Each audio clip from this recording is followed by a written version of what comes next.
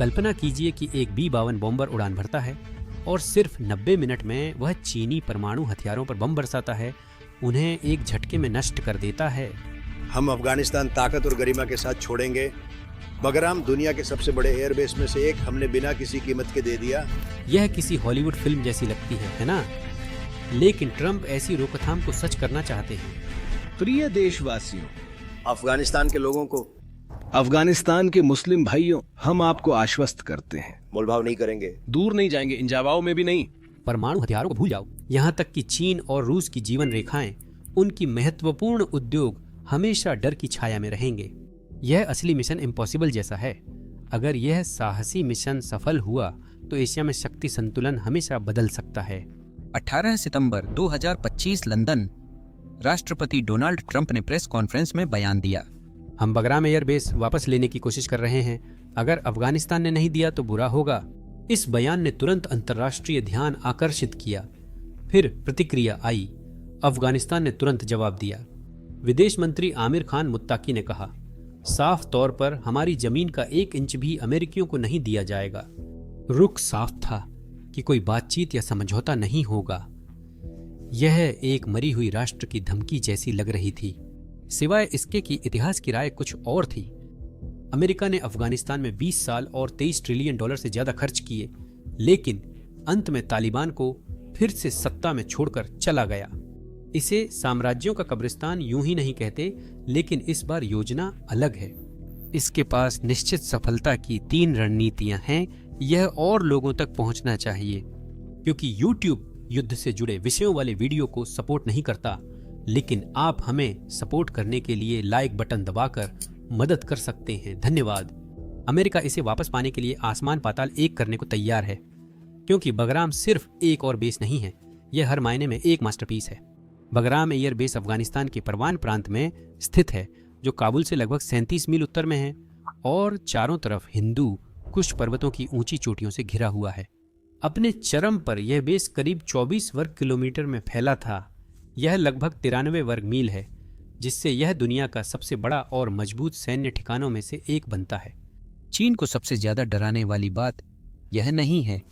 Base में dual runway system है, जो सबसे बड़े विमानों के लिए बना है। नई रनवे 3602 मीटर लंबी है, जो पहले से लगभग 2000 फीट लंबी और पुरानी वाली से 11 इंच मोटी है। इससे C5 Galaxy C17 Globemaster, B-52 B-2 bomber या बोइंग 747 जैसे बड़े विमानों को संभालने की क्षमता मिलती है।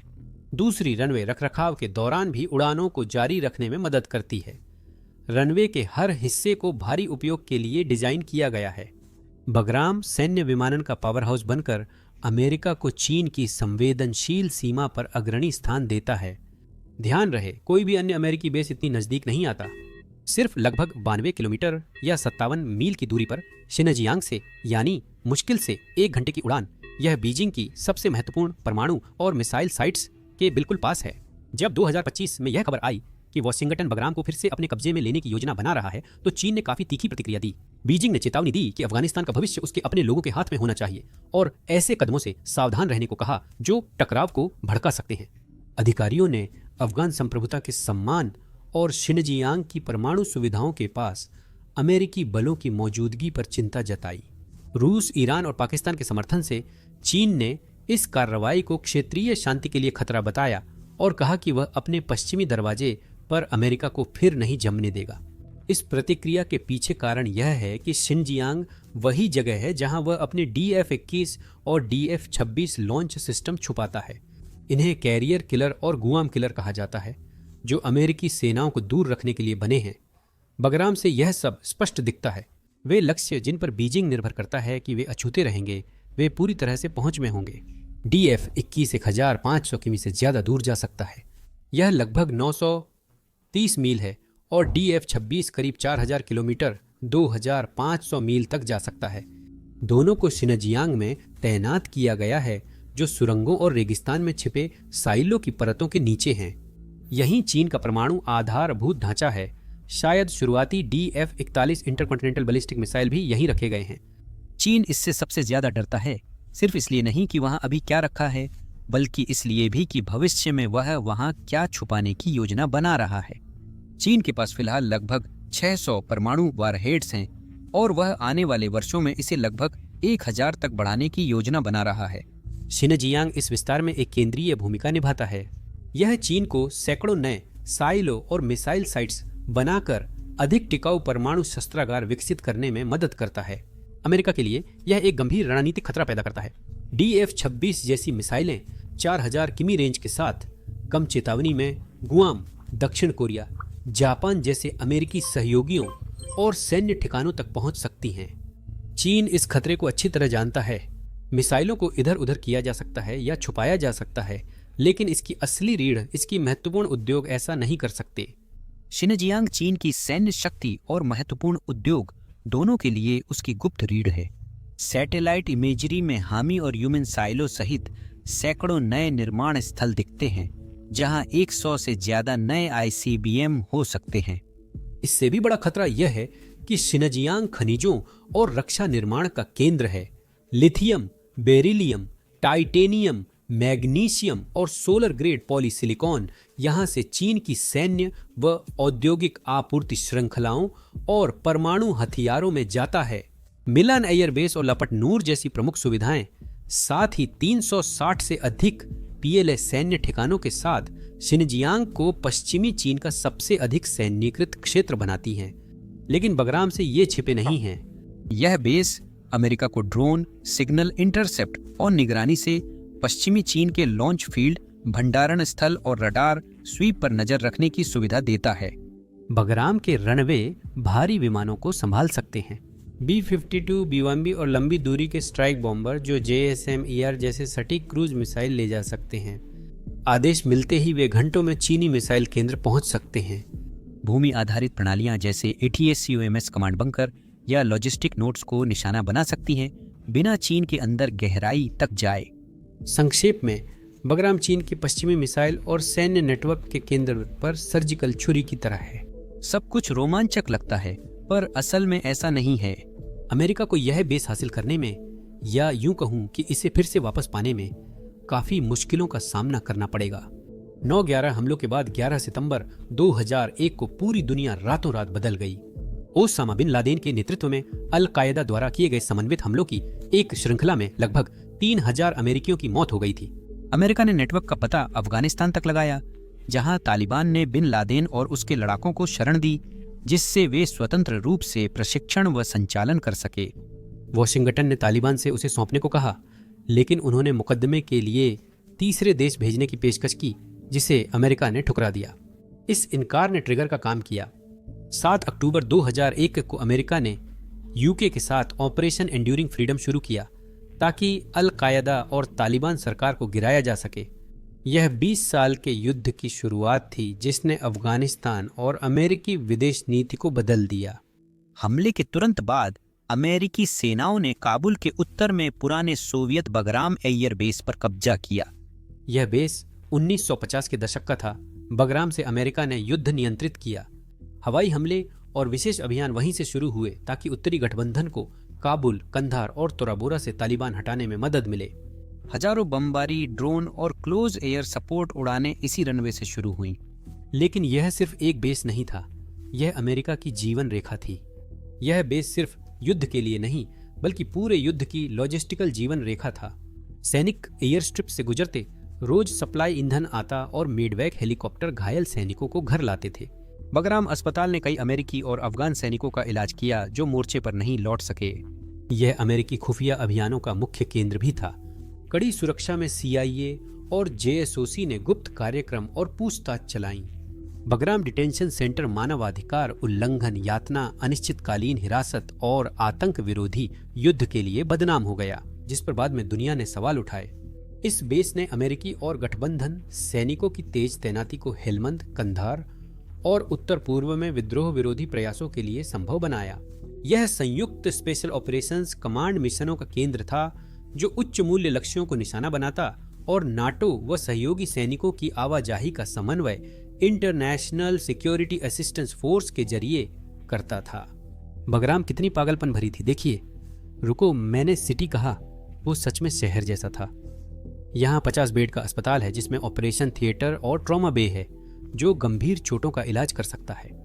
यहाँ 40,000 से ज्यादा लोगों के लिए आवास है, जिसमें बैरक, डॉर्मिटरी, डाइनिंग हॉल, मनोरंजन केंद्र और यहाँ तक कि रेस्टोरेंट भी शामिल हैं। यहाँ 5.7 करोड़ गैलन मासिक ईंधन क्षमता के साथ विशाल ईंधन और गोला बारूद भंडारण है, जिससे ईंधन की जरूरत कम होती है। काफिले, मरम्मत कार्यशालाएं और इंजीनियरिंग सुविधाएं बेस को स्वयं मरम्मत और विस्तार करने में सक्षम बनाती हैं। रणनीतिक रूप से बगराम खुद ही संचालित हो सकता है। 30 मेगावाट पावर प्लांट, पानी और सीवर सिस्टम, उन्नत ड्रेनेज नेटवर्क इसे मुश्किल हालात में भी चालू रखते थे। सुरक्षा कड़ी है, मजबूत परिधि, हिरासत सुविधाएं और आपातकालीन टीमें हर स्थिति के लिए तैयार हैं। मानव और वित्तीय लागत बहुत अधिक थी। अफगानिस्तान में 2,456 से अधिक अमेरिकी सैन्यकर्मी मारे गए, जिनमें से कई बगराम पर हुए हमलों के दौरान मारे गए और 2,07,770 सैन्यकर्मी घायल हुए। लाखों नागरिक मौतों में कई बगराम बेस से समन्वित हवाई और ड्रोन हमलों के कारण हुई, जिनमें काफिलों व गांवों पर अनजाने हमले भी थे। तालिबान के रॉकेट और मोर्टार हमले बगराम पर अक्सर होते थे, जिससे अमेरिकी और ठेकेदार मारे जाते थे। अमेरिका ने सैन्य अभियानों पर लगभग अमेरिकी डॉलर 8,157 अरब और पुनर्निर्माण तथा मानवीय कार्यक्रमों पर अतिरिक्त अमेरिकी डॉलर 130 अरब खर्च किए। कुल मिलाकर अमेरिकी डॉलर 23 ट्रिलियन से भी अधिक। दीर्घकालिक देखभाल और ब्याज जोड़ने पर बगराम ने अभियानों का काला पक्ष भी देखा और कई घटनाओं से विवाद हुआ। हाई प्रोफाइल ड्रोन हमलों में आम नागरिकों की मौतें हुईं, जिनमें शादियों और अंतिम संस्कारों पर हुए हमले भी शामिल थे। लीक रिपोर्टों ने बगराम जेल में कठोर पूछताछ के तरीके उजागर किए, जिससे अंतर्राष्ट्रीय और घरेलू आलोचना बढ़ी। अफगान बलों या तालिबान समर्थकों के अंदरूनी हमलों से कभी कभी बेस की सुरक्षा टूटती और अमेरिकी सैनिक मारे जाते थे। समय के साथ युद्ध बढ़ा, तालिबान ने पुनर्गठन किया और अमेरिकी जनता का धैर्य घटता गया। अरबों खरबों खर्च हुए, हजारों मारे गए और अमेरिकी समर्थन से बनी अफगान सरकार भ्रष्टाचार व विभाजन के कारण बिखर रही थी। 2018-2020 में वाशिंगटन ने बाहर निकलने का रास्ता खोजा। दोहा की शांति वार्ता के बाद तालिबान से सुरक्षा की गारंटी लेकर वापसी का समझौता हुआ। दुनिया हमेशा के लिए बदलने वाली थी। 2021 में राष्ट्रपति बाइडेन ने अंतिम फैसला लिया, अमेरिका हमेशा के लिए अफगानिस्तान छोड़ देगा। 2 जुलाई 2021 को अमेरिकी सैनिकों ने अंधेरे में बगराम खाली किया, अफगान साथियों को भी नहीं बताया। सुबह तक वह बेस जिसने 2 दशकों के युद्ध को परिभाषित किया था, पूरी तरह शांत था। कुछ हफ्तों बाद तालिबान बिना किसी लड़ाई के उसके दरवाजों से अंदर आ गया। काबुल गिरने के साथ ही अमेरिका का सबसे लंबा युद्ध अराजकता में खत्म हुआ और बगराम का महत्व बेस से बढ़ गया। यह अफगानिस्तान में अमेरिका की मौजूदगी, ताकत, गलतियां और बोझ का प्रतीक था। इसके रणवे पर युद्ध हुए और जाने गई। अमेरिका के जाने के बाद जो खामोशी थी, वह सिर्फ वापसी की आवाज नहीं थी। यह 20 साल के उस अध्याय का अंत था जो खून और अधूरे युद्धों की कीमत से लिखा गया था।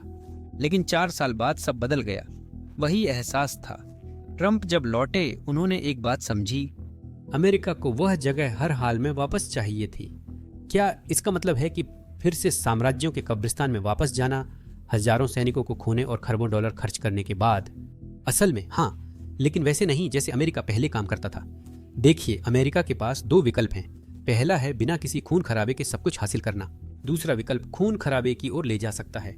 अमेरिका सेना की मदद से बगराम पर कब्जा कर सकता है। अब आप सोच सकते हैं कि अमेरिका अफगानिस्तान इसलिए छोड़ गया क्योंकि वह तालिबान को हरा नहीं सका। यही बहुत लोगों को याद है। लेकिन बाहर निकलना कई सालों तक लोकतांत्रिक अफगान राज्य बनाने की कोशिशों के बाद हुआ, जिससे अमेरिकी सेना का काम बहुत बड़ा और उलझा हुआ था। वह अफगानिस्तान में लोकतंत्र बचाने की कोशिश कर रहा था।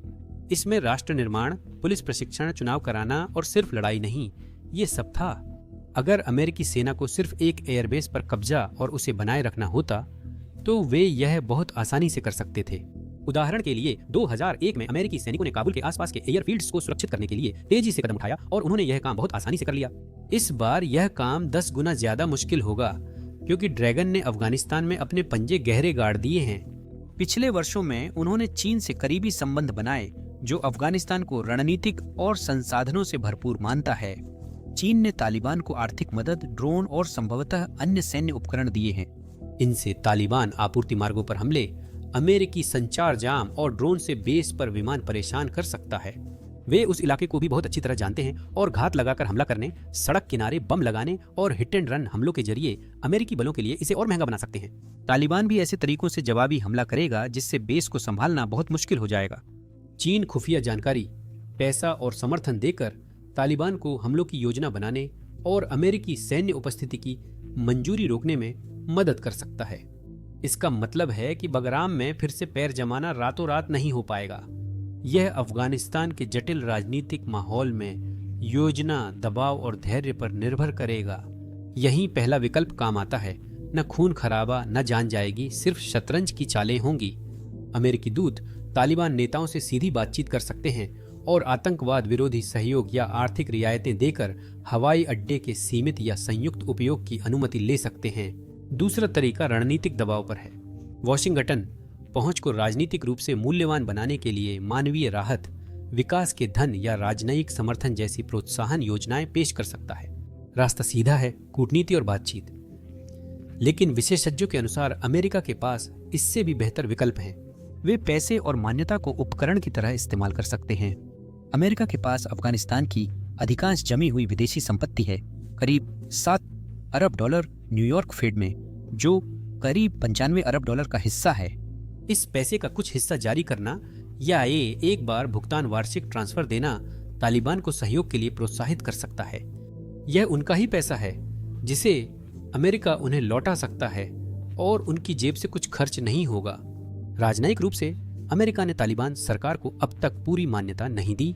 मान्यता देना या कम से कम अधिक राजनयिक संबंध स्थापित करना आधिकारिक तौर पर बगराम एयरबेस तक सीमित या साझा पहुंच प्राप्त करने के सौदे का हिस्सा हो सकता है। इन उपायों के जरिए अमेरिका फंड जारी कर, भुगतान और विकास सहायता देकर, राजनयिक प्रतिबंधों में ढील देकर तालिबान के लिए बगराम तक पहुंच आकर्षक बना सकता है। अगर बातचीत काम नहीं करती है तो और सख्ती बरतने का विकल्प भी खुला रखा जा सकता है। अमेरिका जिन 3 गुप्त रणनीतियों का इस्तेमाल कर सकता है वे हैं पैसा, मान्यता और बल प्रयोग। अगर पहले 2 विकल्प काम नहीं करते तो अमेरिका बहुत अच्छी तरह जानता है कि तीसरे विकल्प का इस्तेमाल कैसे करना है। उसने यह बात अतीत में कई बार साबित भी की है। डिएगो गार्सिया हिंद महासागर के बीचों बीच स्थित है और इसे कठिन तरीके से बनाया गया था, जिसमें आबादी को स्थानांतरित किया गया और नक्शे फिर से बनाए गए। ब्रिटेन ने स्वतंत्रता से पहले चागोस द्वीप समूह को मॉरिशस से अलग कर ब्रिटिश हिंद महासागर क्षेत्र बनाया और सैन्य अड्डा बनाने के लिए द्वीप खाली कराए। हजारों चागोसियन को जबरन हटाया गया ताकि रनवे और बंदरगाह बन सकें। यह द्वीप आज भी रणनीतिक है, कानूनी लड़ाई जारी है। मॉरिशस संप्रभुता का दावा करता है, पर 2024 के यूके मॉरिशस समझौते से अमेरिकी और ब्रिटिश सेनाएं दशकों तक यहां रह सकती हैं। ग्वांतानामो बे क्यूबा में एक और तरीका दिखता है। स्पेन अमेरिका युद्ध के बाद अमेरिका ने क्यूबा को प्लेट संशोधन के तहत सैन्य अड्डा स्वीकारने को मजबूर किया। क्यूबा से कहा गया कि सैन्य अड्डा दो, वरना स्वतंत्रता नहीं मिलेगी। पट्टा हमेशा के लिए छोटे सालाना भुगतान पर है। क्यूबा 1959 से वह चेक नहीं भुनाता और इस कब्जे को अवैध मानता है। फिर भी अमेरिका ने एक सदी से ज्यादा समय तक नियंत्रण रखा। इराक में रणनीति हमला कर दबदबा बनाए रखने में बदल गई। 2003 में सद्दाम हुसैन को हटाने के बाद अमेरिका ने victory base complex, camp liberty और बिलाद एयर बेस जैसे विशाल ठिकाने बनाए। जब बाद में इराक ने अमेरिका से वापसी की मांग की तो अमेरिका ने बगदाद को याद दिलाया कि उसने ठिकानों के निर्माण का खर्च उठाया है, जिससे उसका तर्क मजबूत हो गया। तुमने इसे बनाया तो ये तुम्हारा है। सैन्य उपस्थिति व बातचीत के दबाव ने कब्जे के दौरान अमेरिकी प्रभाव बनाए रखा। अमेरिका अन्य देशों में ऐसे ही अपने ठिकाने चलाता है।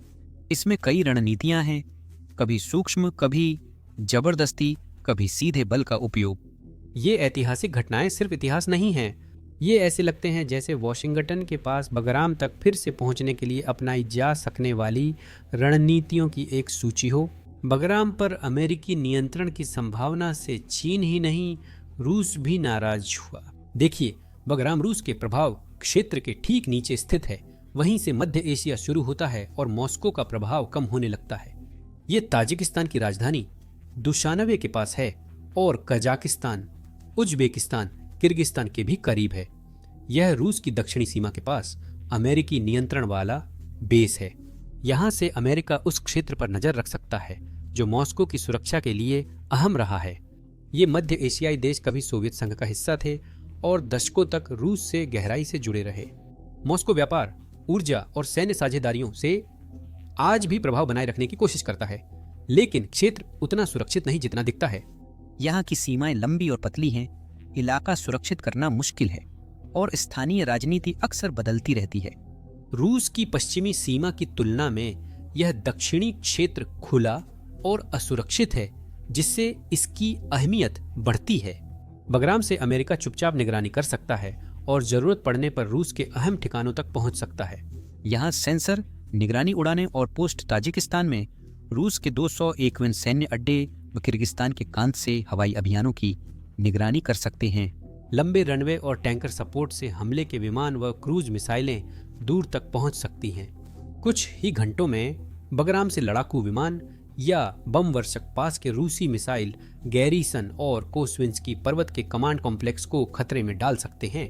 रणनीतिक मिसाइल क्षेत्रों के अलावा बगराम से युद्ध उद्योगों, ऊर्जा चोक पॉइंट्स जैसे टैंक फैक्ट्रियों, वोल्गा विमान ड्रोन हब, ऑर्डेनबर्ग गैस प्लांट और रूस के पाइपलाइन नेटवर्क पर भी हमला या बाधा डाली जा सकती है।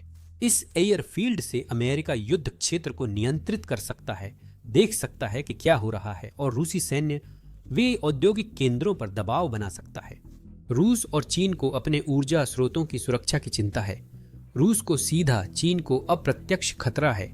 सीमा पार चीन पाकिस्तान आर्थिक गलियारा है जो बीजिंग की बेल्ट एंड रोड योजना की रीढ़ है। ग्वादर पोर्ट को शिनजियांग से जोड़ने वाले राजमार्ग, पाइपलाइन और रेलवे उसी क्षेत्र से गुजरते हैं। अमेरिका सीधे बगराम से निगरानी कर सकता है और अगर जरूरत पड़ी तो गुप्त टीमें, स्पेशल फोर्सेस, CIA यूनिट्स चुपचाप अंदर जाकर बाधा डाल सकती हैं या जानकारी इकट्ठा कर सकती हैं। ग्वादर को काटना चीन को वहीं चोट पहुंचाएगा जहां उसे सबसे ज्यादा दर्द होता है, ऊर्जा। चीन का करीब 80% तेल आयात मलक्का जलड मरुमध्य से होकर जाता है, जो अमेरिकी नौसेना की निगरानी में एक संवेदनशील समुद्री मार्ग है। इसे चीन की मलक्का समस्या कहा जाता है। ग्वादर चीन पाकिस्तान आर्थिक गलियारे से जुड़कर बीजिंग को मलक्का को बायपास कर पश्चिमी चीन तक तेल तेज और सुरक्षित पहुंचाने का स्थलीय विकल्प देता है। अगर बगराम की मदद से ग्वादर को ब्लॉक कर दिया जाए तो चीन को मजबूरन फिर से असुरक्षित मलक्का मार्ग का इस्तेमाल करना पड़ेगा। कोई भी बाधा भारी ऊर्जा संकट, आर्थिक ठहराव और चीन की सैन्य तैयारियों को खतरे में डाल सकती है।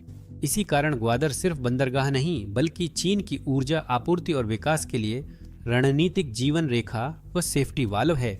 बगराम PLA के वेस्टर्न थिएटर कमांड पर भी नजर रखता है, जो तिब्बत, शिनजियांग, भारत और मध्य एशिया की सीमाओं के लिए जिम्मेदार है। इस एक बेस से अमेरिका चीनी सैन्य बातचीत, मिसाइल परीक्षण और रॉकेट व एयर डिफेंस गतिविधियां ट्रैक कर सकता है। यहाँ तक कि PLA के इलेक्ट्रॉनिक नेटवर्क और रडार फील्ड्स भी इस रडार की जद में आते हैं। अगर ताइवान संकट शुरू होता है तो बगराम सही दूसरा मोर्चा बनता है। चीन स्ट्रेट पर नजर रखता है, वहीं बगराम से अमेरिका पश्चिम में गहराई तक हमला कर सकता है, जिससे बीजिंग को अपनी सुरक्षा ताकतें बांटनी पड़ती हैं। बॉम्बर, जैमर और विशेष इकाइयां अहम लॉजिस्टिक्स, ईंधन डिपो और मिसाइल ठिकानों पर हमला कर PLA को तट से रेगिस्तान तक ताकत फैलाने पर मजबूर कर सकती हैं। अमेरिका भविष्य के युद्धों की तैयारी चीन की ताइवान के खिलाफ रोजाना की कार्रवाइयों और धमकियों के कारण कर रहा है। पिछले 1 साल में चीनी युद्धक विमानों ने ताइवान के आसमान को एक मोर्चा बना दिया है। कई बार 50 से ज्यादा विमान ताइवान के एयर डिफेंस आइडेंटिफिकेशन जोन में घुसते हैं और बम वर्षक व इलेक्ट्रॉनिक युद्धक विमानों के साथ फॉर्मेशन में उड़ते हैं।